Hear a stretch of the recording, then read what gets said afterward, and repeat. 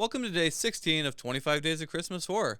I'm Mike from Real Lounge Entertainment, and today we bring you the 2022 movie Violent Night. This movie is rated R, has a runtime of 1 hour and 47 minutes, and a Rotten Tomato score of 74%. Now, this being one of the newer movies on this list, we're only going to do light spoilers for this movie, so sit back and enjoy Violent Night.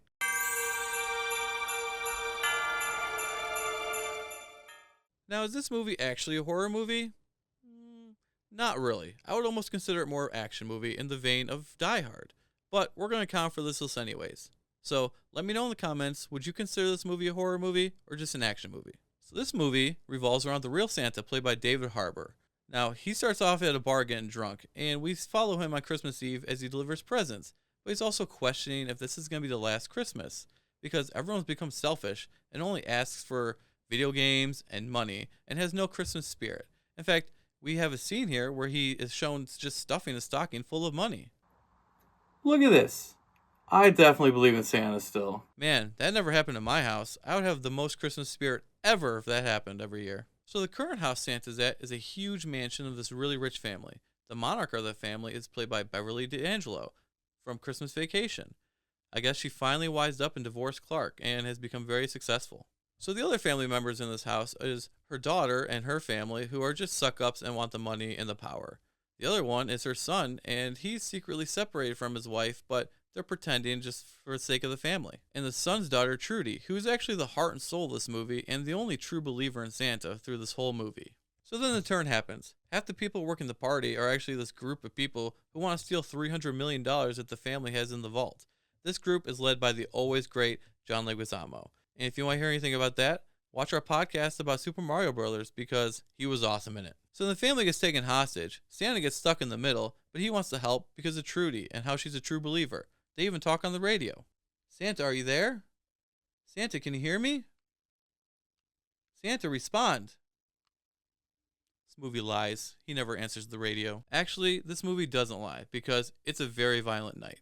There's a lot of deaths in this movie, and they do not shy away from the violence at all. And for the most part, the deaths are pretty creative and stay in the Christmas atmosphere. Now, the pace of this movie is actually pretty good, and there's some running jokes in this that I actually enjoy. There's some code names by the bad guys that are very Christmassy. There's Santa who keeps saying, "I don't know how this works," referring to anything magic about him or his bag. And then one of my favorite things is the son-in-law in this movie, who is a low-tier action star, doing stuff like this.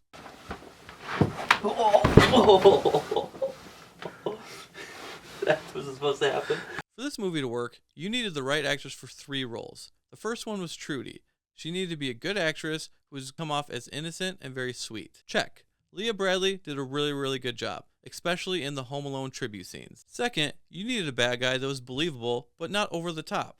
Check. John Leguizamo was very believable in this role, but didn't overact, which would have been very easy for a movie like this. John Leguizamo, awesome. Last, you definitely need the right person to fill Santa's shoes. You need somebody that was going to be nice, fierce, mean, and funny. David Harbour did a great job here, and he brought a little bit extra to what could have been a very one-sided role. He isn't just super negative throughout the whole movie, and he isn't just super positive throughout it either. You can tell he's really questioning if he still believes in the Christmas spirit. And I thought that brought a nice little edge to a character and movie that desperately needed something like that. So there are some negatives in this movie. The first one being there are lots of characters in this movie that you really don't care if anything bad happens to them. Besides Trudy, Trudy's mom, and Santa, you can get rid of the rest. The second issue is it's very predictable and doesn't really bring too much originality to the table. And third, just like any other action movie, the villains just take too long to do what they want to do. You have guns, they don't. Why are you running at them or doing something like that? Just take out your gun and shoot them. So with all that being said, this movie is fun.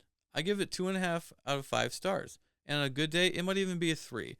If you're in the right mood for something like this will do the job for you. Thanks for watching, and join us tomorrow when you find out why I will never buy a house in Norway that has a barn.